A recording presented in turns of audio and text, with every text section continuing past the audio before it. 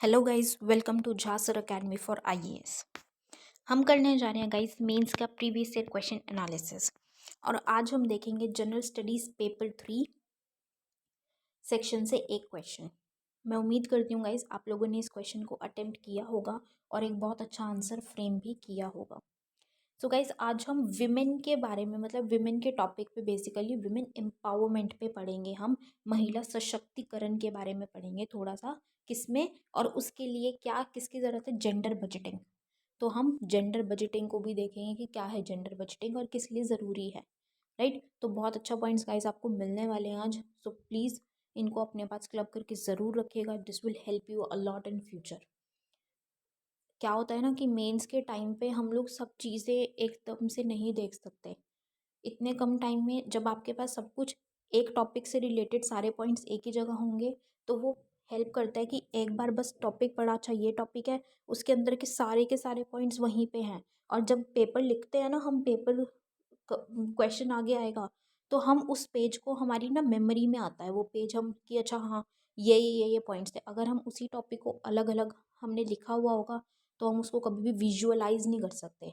अगर आप एक पेज को, एक क्वेश्चन का या एक टॉपिक को विजुअलाइज कर पा रहे हैं ना, आप उसके हर एक इम्पॉर्टेंट पॉइंट को अपने आंसर में पुटअप कर सकते हैं। और वही है जो यूपीएससी को चाहिए। राइट, वही है जिसके लिए ये एग्ज़ाम कंडक्ट हो रहा है, यही आपकी क्वालिटी को चेक करना है।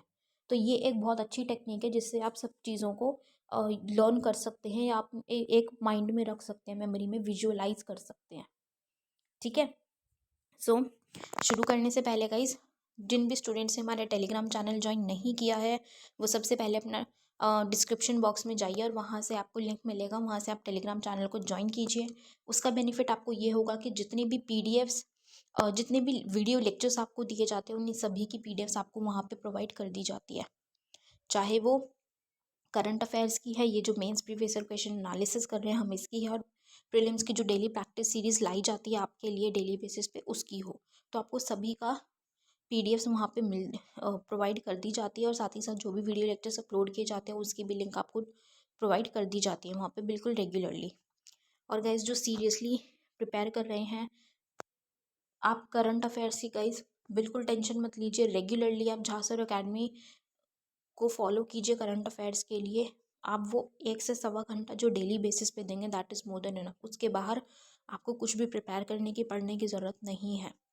हमारे करंट अफेयर्स को प्रिपेयर करने से, उसमें से आपको जो भी आप पढ़ेंगे उससे बाहर का आपके एग्ज़ाम में कुछ भी पूछा नहीं जाएगा। और गाइज़ हमारा जीएस का भी बैच रन कर रहा है, प्री प्लस मीन्स बैच, उसको ज़रूर ज्वाइन कीजिए। उसमें जीएस 1 2 3 4 की प्रिपरेशन कराई जा रही है और झा सर खुद मेंटोर कर रहे हैं, खुद पढ़ा रहे हैं। और अगर गाइस आप उस कोर्स की डिटेल्स को प्रॉपर तरीके से फॉलो करेंगे और झा सर की गाइडलाइंस को फॉलो करेंगे तो आपका सिलेक्शन पक्का है। तो बहुत अच्छा बैच है, ज़रूर ज्वाइन कीजिएगा गाइज ज़रूर। और गाइज हमारा मेंस का भी आंसर राइटिंग बैच रन कर रहा है जिसमें 500 प्लस क्वेश्चंस की आपको प्रैक्टिस कराई जा रही है। हमारी एक्सपर्ट फैकल्टी हैं, वो आपकी कॉपीज़ को चेक करते हैं और आपको मिस्टेक्स बताते हैं कि आप कहाँ पे गलत हैं और किस तरीके से इम्प्रूव करना है। और उसी के साथ साथ आपको एक सैम्पल आंसर भी दिया जाता है हर एक क्वेश्चन का, और वीडियो सोल्यूशन भी प्रोवाइड किया जाता है विद प्रॉपर एक्सप्लेनेशन। तो ज़रूर ज्वाइन कीजिएगा गाइज अगर आप सीरियसली प्रिपेयर कर रहे हैं सिविल सर्विसेज की तो। और ज्वाइन करने के लिए आप नीचे दिए गए नंबर 9713282838 पे व्हाट्सएप के थ्रू आप कोर्सेज़ की डिटेल्स ले सकते हैं और कोर्सेज़ को ज्वाइन कर सकते हैं। तो चलिए गाइज अपना आज का सेशन स्टार्ट करते हैं। हमारा क्वेश्चन है, women empowerment in India needs gender budgeting. What are the requirements and status of gender budgeting in the Indian context. Bharat में महिला सशक्तिकरण के लिए जेंडर बजटिंग की ज़रूरत है। भारतीय संदर्भ में जेंडर बजटिंग की आवश्यकताएं और स्थिति क्या हैं। तो ये क्वेश्चन गाइज GS 3 से लिया गया है और ये क्वेश्चन यूपीएससी ने 2016 में पूछा था।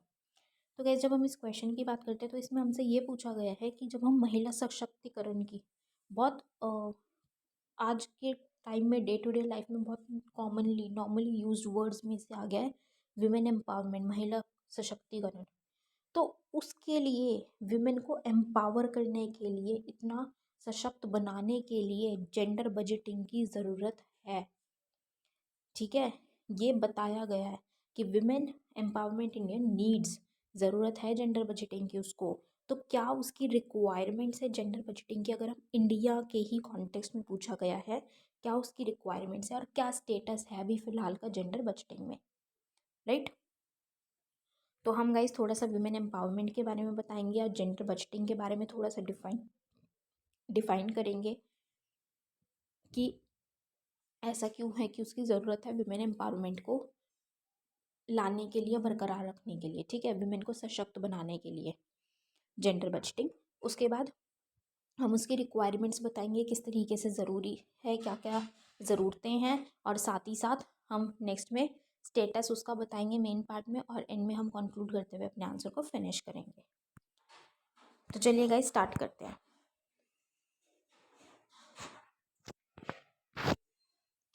Gender budget is concerned with gender sensitive formulation of legislation, programs and schemes to address gender disparities.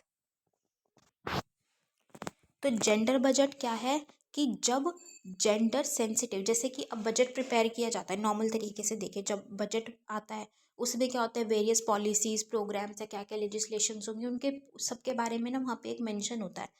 Gender budget क्या है, जब हम स्पेसिफिकली जेंडर की बात करते हैं तो हम इस तरीके से, मतलब जेंडर सेंसिटिव, हम इस तरीके से प्रोग्राम्स या स्कीम्स ऐसे बनाए जाते हैं जिससे, जिनका यूज़ से या जिसके इस्तेमाल से, जिसके लाए जाने से जेंडर डिस्पैरिटी जिसे हम कहते हैं ना, असमानता है, वो असमानता को हम कम कर सके, इनइक्वालिटीज़ को कम कर सके, ठीक है। तो उसकी प्रॉब्लम को सॉल्व करने के लिए, एड्रेस करने के लिए लाया जाता है, उसको हम कहते हैं जेंडर बजटिंग, बिल्कुल सिंपल टर्म्स में। The rationale for gender budgeting arises from recognition of the fact that national budgets impact men and women differently through the process of resource allocation. अब क्या बोला गया है कि जेंडर बजटिंग की बात उठी ही क्यों है, किस लिए उठाई गई जेंडर बजटिंग की बात? नॉर्मल जो बजट लाया जा रहा है उसमें भी तो प्रोग्राम्स और स्कीम्स की बात की जा रही है, और नॉर्मल देखा जाए तो विमेन के लिए भी बहुत सारी स्कीम्स लाई जाती है ना नॉर्मल तरीके से, ठीक है। तो जेंडर बजटिंग अलग से क्यों बात की जा रही है? वो इसलिए की जा रही है क्योंकि जब हम नेशनल बजट्स को देखते हैं, जो बजट्स प्रेजेंट किए जाते हैं, वहाँ पे बेशक से बजट क्या होता है कि यूनिवर्सल तरीके से मेन एंड वुमेन के लिए बनाए, दोनों के लिए जाते हैं इक्वल बेसिस पे, लेकिन वो उसके बावजूद मेन एंड वुमेन को अलग अलग तरीके से इम्पैक्ट करते हैं। अगर हम प्रभाव की बात करें तो उन पे प्रभाव अलग पड़ता है, क्यों? क्योंकि जो रिसोर्स एलोकेशन का, जो संसाधन के आवंटन का जो पैटर्न है वो अलग होता है। उस पैटर्न की वजह से उन पे जो इम्पैक्ट पड़ता है मेन और वुमेन पे वो अलग होता है, और वो इम्पैक्ट में क्या होता है, मेन बेनिफिट ज़्यादा करते हैं कंपैरेटिवली टू विमेन, जिसकी वजह से ये जेंडर बजटिंग का एक पॉइंट लाया गया, जेंडर बजटिंग की बात उठाई गई। Women constitute 48% of India's population, but they lag behind men on many social indicators like health, education, economic opportunities, etc. अब देखा जाए तो विमेन की जब हम बात करते हैं, महिलाओं की बात करें, तो हमारी इंडिया की पॉपुलेशन में 48% महिलाएं हमें देखने को मिलती है, 48% विमेन हमें देखने को मिलती हैं। लेकिन उसके बावजूद अगर हम बहुत सारे फैक्टर्स भी देखें, बिल्कुल अगर हम बिल्कुल प्रेजेंट कॉन्टेक्स्ट की बात करें ना, तो शायद ये थोड़ा सा कम हो गया है, थोड़ा नहीं काफ़ी हद तक कम हुआ है, लेकिन अभी भी हम ये नहीं कह सकते कि ये जो डिस्पैरिटी है या जो इनइक्वालिटी है वो एग्जिस्ट नहीं करती, अभी भी बहुत एग्जिस्ट करती है। अभी भी महिलाएं पीछे हैं, विमेन पीछे है, गर्ल्स बहुत ज़्यादा सफ़र करती हैं किस चीज़ में, एजुकेशन के मामले में। क्या रखा जाता है कि लड़के को अच्छे स्कूल में पढ़ाना है, अच्छी एजुकेशन देनी है, हायर एजुकेशन देनी है, ठीक है, चाहे वो फॉरेन से एजुकेशन लेनी हो तो उसके लिए भी रेडी हो जाते हैं पेरेंट्स, ठीक है, उसके लिए इन्वेस्ट करने के लिए भी रेडी हो जाते हैं उनके एजुकेशन पे, लेकिन गर्ल्स के पे नहीं होते हैं।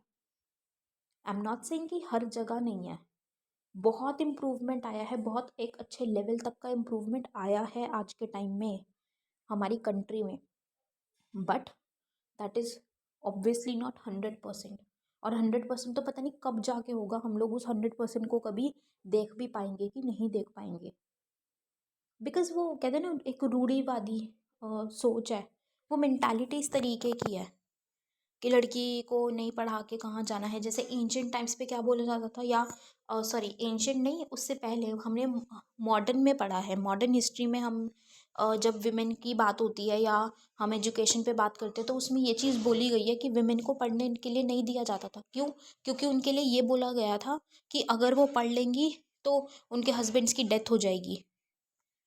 तो उनको माना ही नहीं गया उस लेवल पे पढ़ने के लिए या पढ़ाने के लिए, उस लेवल पे उनको कंसिडर ही नहीं किया गया।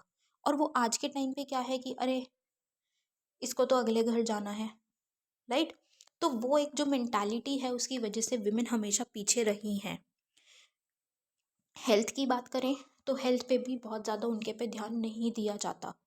वो सफ़र करते हैं, उनके पे ध्यान नहीं दिया जाता उनकी हेल्थ फैसिलिटीज़ पे, जितना कि मेन या बॉयज़ की हम बात करें तो उनकी हेल्थ पे ध्यान दिया जाता है। आदमियों की हेल्थ पे ध्यान दिया जाता है कि उनकी हेल्थ अच्छी हो, कंडीशंस अच्छी हों, लेकिन महिलाओं के पे नहीं दिया जाता। इकोनॉमिक अपॉर्चुनिटीज़ की बात करें तो बहुत रिस्ट्रिक्शंस कई बार लगा दी जाती हैं। लड़के के लिए रिस्ट्रिक्शंस नहीं है, वो कहीं पे भी किसी भी सेक्टर में किसी भी जॉब वो ले सकते हैं, वो कर सकते हैं, लेकिन गर्ल्स के लिए लगाया जाता है। जैसे कि ये अभी के लिए बिल्कुल वैलिड पॉइंट है, अभी भी है ये, और शायद बहुत साल रहेगा भी आगे, क्योंकि जैसी हमारी कंट्री की कंडीशन है रहेगा। जैसे एक वो है ना कि खौफ है, और जैसे क्राइम की कंडीशंस हैं, कि अगर आज के टाइम पे बोलें, जैसे कि कंपनीज़ बहुत सारी ऐसी भी हैं जहाँ नाइट वर्क भी होता है, नाइट शिफ्ट होती है, वहाँ पे डे शिफ्ट नाइट शिफ्ट चलती हैं। तो एक लड़का नाइट शिफ्ट करेगा, उसको अलाउ कर दिया जाएगा नाइट शिफ्ट के लिए, कि लेकिन क्या एक लड़की को नाइट शिफ्ट के लिए अलाउ किया जाएगा? बहुत कम, बहुत कम। शायद 1 से 2% ही ऐसे पेरेंट्स होंगे, ऐसी फैमिलीज़ होंगी जो लड़कियों को नाइट शिफ्ट जॉब के लिए अलाउ करेंगी, अदरवाइज ज़्यादा कोई अलाउ नहीं करता। तो क्या है, मतलब मैंने ये एक एग्जाम्पल दिया है। तो इकोनॉमिक अपॉर्चुनिटीज़ में भी बहुत सारी रिस्ट्रिक्शंस गर्ल्स के लिए, विमेन के लिए रखी जाती हैं, जिससे कि वो मेन से बहुत पीछे रहती हैं, राइट। तो इसीलिए जेंडर बजटिंग की बात की गई। Hence they want special attention due to their vulnerability and lack of access to resources, कि जो उनकी भेद्यता है, जो उनकी वल्नरेबल है, वो बहुत सारी कंडीशंस की पे, बहुत सारी सिचुएशंस में, तो उनकी वल्नरेबिलिटी को देखते हुए, और जो उनको इक्वल एक्सेस नहीं मिलता, वो इक्वालिटी, वो समानता उनको नहीं दी जाती ना, या वो जो प्रॉपर तरीके से उनको संसाधन नहीं मिलते, तो उसकी वजह से उनको एक स्पेशल अटेंशन दी जाने की ज़रूरत है। The way government budgets allocate resources has the potential to transform these gender inequalities, कि जो जैसे जो सर गवर्नमेंट बजट हमें देखने को मिलते हैं, हर साल देखने को मिलते हैं, तो वो इस तरीके से रिसोर्सेस और संसाधनों को एलोकेट करती है, या उसमें कर सकती है और करती भी है, कि उसमें इतनी क्षमता है कि वो इतनी पोटेंशियल, इतनी क्षमता रखते हैं कि वो जेंडर इनइक्वालिटी को कम कर सकते हैं। एक वो जेंडर इक्वालिटी बोलते हैं ना, जेंडर न्यूट्रल स्टैंस लेके आने में सक्षम है, वो लाया जा सकता है। इसीलिए जेंडर बजटिंग को आज के टाइम पे बढ़ावा दिया जा रहा है, बात की जा रही है। So in this view, gender budgeting as tool for achieving gender mainstreaming has been propagated. ठीक है, तो जेंडर बजटिंग इसलिए लाई गई है। Therefore number of schemes, programs specific to women education, women health and skill training should have more weightage than partial allocation of funds for gender specific issues, कि बहुत सारी ऐसी स्कीम्स, बहुत सारे ऐसे प्रोग्राम्स, कार्यक्रम लाए गए हैं सिर्फ विमेन स्पेसिफिक, कि उनके एजुकेशन पे फोकस, जैसे कि हम बोलते हैं बेटी बढ़ाओ बेटी बचाओ बेटी पढ़ाओ, ठीक है, वहाँ पे फीटिसाइड की भी बात की जा रही है और उनकी एजुकेशन से रिलेटेड भी बात की जा रही है। तो विमेन के एजुकेशन पे करते कि अगर एक लड़की एजुकेटेड होगी, सबसे पहली चीज़ क्या होगा, वो एजुकेटेड होगी, अच्छी जॉब अटेन करेगी, ठीक है, इंडिपेंडेंट होगी, किसी का मुंह देखने की ज़रूरत नहीं, डिपेंड होने की ज़रूरत नहीं है उनको, वो इंडिपेंडेंट होगी, वो किसी के लिए पता है गर्ल्स वो कहते हैं ना कि लड़की को बोझ माना जाता है, वो बोझ इसलिए माना जाता है क्योंकि वो उनको पढ़ाया नहीं जाता था, तो उनको वो जॉब अपॉर्चुनिटीज़ ही नहीं दी जाती थी, इकोनॉमिक अपॉर्चुनिटीज़, जिसकी वजह से उन्हें हर चीज़ के लिए दूसरों का मुंह देखना पड़ता था अपने सर्वाइवल के लिए, इसलिए उनको बोझ माना जाता था। वो रैशनल हट चुका है बहुत हद तक। आगे भी बहुत सारी चीज़ों में इसको हटाना है। तो विमेन की एजुकेशन पे ध्यान देना है, उनकी हेल्थ पे ध्यान देना है, राइट। उनकी हेल्थ कंडीशंस अच्छे होने में उनको प्रॉपर हेल्थ फैसिलिटीज़ प्रोवाइड करने पे ध्यान देना है। स्किल ट्रेनिंग, उनकी स्किल्स को डेवलप करना है, कौशल विकास करना है, उनको प्रॉपर ट्रेनिंग प्रोवाइड करनी है ताकि वो अच्छी जॉब्स अटेंड कर सकें। तो इनको ज़्यादा वेटेज दी जानी चाहिए रादर दैन कि एक वो जेंडर इश्यूज़ पे कुछ मतलब कुछ एलोकेशन फंड एलोकेट कर दिए, उन पे प्रॉपर तरीके से फंड्स लगाओ और उनको ये फैसिलिटीज़ प्रोवाइड करो। ऐसी स्कीम्स को पे फंड्स डालने हैं और इम्प्लीमेंट करने पे भी ध्यान देना है, प्रॉपर तरीके से इम्प्लीमेंटेशन उसका करना है, ठीक है। सो ये हमने किसकी बात की, क्या रिक्वायरमेंट्स है जेंडर बजटिंग की। अब हम बात करेंगे कि स्टेटस क्या है जेंडर बजटिंग का इंडिया में। तो जेंडर बजट जो स्टेटमेंट है, मतलब ये जो जेंडर बजट की हम बात कर रहे हैं कि जेंडर स्पेसिफिक, वो सबसे पहले लाया गया था जो 2005-06 का बजट था, उसमें सबसे पहले इसको इंट्रोड्यूस किया गया था, सबसे पहले लाया गया था। उसमें उसको दो पार्ट्स में डिवाइड किया गया था। कैसे? पार्ट ए में तो बिल्कुल विमेन स्पेसिफिक स्कीम्स ही थी, जिसमें कि सिर्फ वो महिलाओं के लिए ही है, विमेन के लिए ही लाई गई हैं, जिसमें 100% एलोकेशन महिलाओं के लिए ही किया जाएगा उसका, ठीक है। उसके लिए जो फंड्स रखे जाएंगे वो प्रॉपर महिलाओं के लिए ही रखे जाएंगे, उनके बेनिफिट के लिए ही रखे जाएंगे। और पार्ट बी थी प्रो विमेन स्कीम्स, जहाँ पे कम से कम मतलब वो सिर्फ और सिर्फ विमेन के लिए नहीं थी, ओनली विमेन नहीं था वहाँ पे, विमेन एंड मेन दोनों है। लेकिन प्रो विमेन का क्या मतलब है कि वहाँ पे जैसे एक बोलते हैं ना कि रिजर्वेशन दे रहे हैं, जैसे आजकल अभी क्या हो रहा है कि लोकसभा में है या स्टेट असेंबलीज में है, तो विमेन का कुछ परसेंट रिप्रेजेंटेशन होना ज़रूरी है। तो वो किस लिए किया जा रहा है, ताकि उनका पार्टिसिपेशन भी इंश्योर किया जाए। तो ये प्रो विमेन स्कीम्स है या प्रो विमेन प्रोग्राम्स है कि जहाँ पे अब क्या बोला गया है, वो प्रोग्राम्स जहाँ पे कम से कम 30% जो है विमेन के लिए ही एलोकेट किया जाएगा, कम से कम 30%।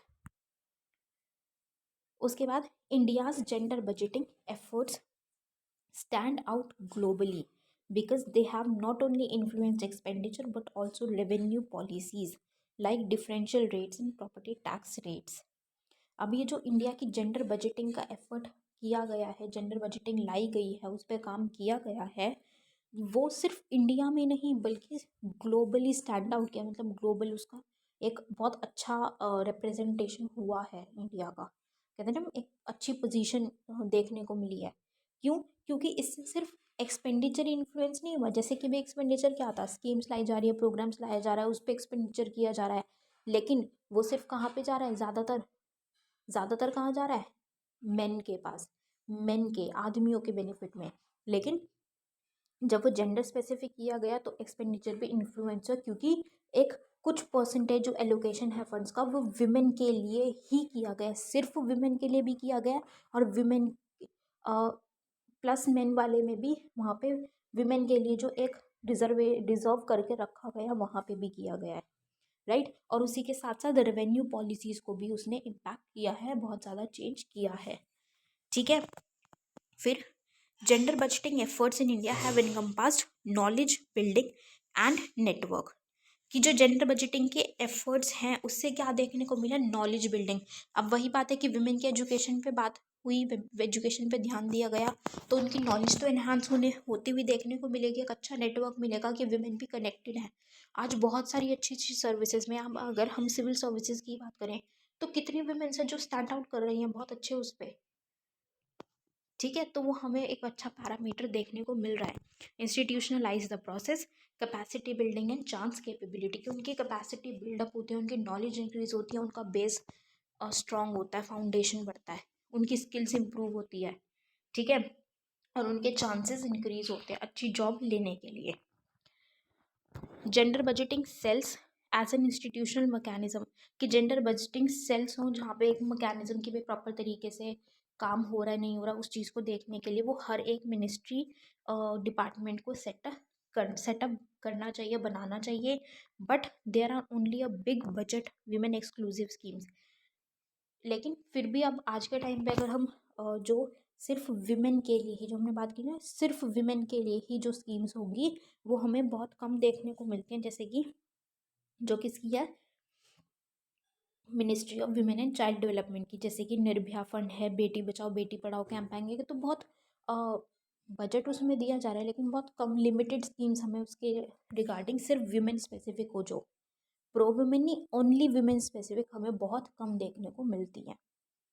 Even though India has made significant strides in gender budgeting, ये हमारा कंक्लूडिंग पॉइंट होगा कि बेशक से इंडिया ने जेंडर बजटिंग पे एक अच्छा स्टेक रखा है, अच्छा काम किया है, लेकिन it still leaves a lot to be achieved for real empowerment of women. कि अभी भी बहुत कुछ, अगर प्रॉपर तरीके से सही मायनों में अगर महिलाओं के सशक्तिकरण की बात की जाए, उनको सशक्त बनाना है, एम्पावर करना है, तो अभी बहुत कुछ करना बाकी है, बहुत कुछ अचीव करना बाकी है। और ये किससे हो पाएगा, अगर सरकार बिल्कुल ऑनेस्टली अर्नेस्टली काम करेगी तो तब ये पॉसिबल हो पाएगा। जैसे हमने बात की ना कि जो गवर्नमेंट बजट है वो इतना उसमें पोटेंशियल है, सक्षम है कि वो जेंडर इनइक्वालिटी को कम कर सकता है, हटा सकता है इवन। तो गवर्नमेंट को काम करने की अच्छे से बहुत ज़्यादा ज़रूरत है उसके लिए, ताकि ये अचीव किया जा सके प्रॉपर तरीके से, right. So this was all for this question guys. I hope you all have like this analysis. अपना फीडबैक गाइज हमारे साथ कमेंट सेक्शन में ज़रूर शेयर कीजिएगा। So with this we end up this session today here guys. Thank you so much. Have a great day ahead. Jai Hind.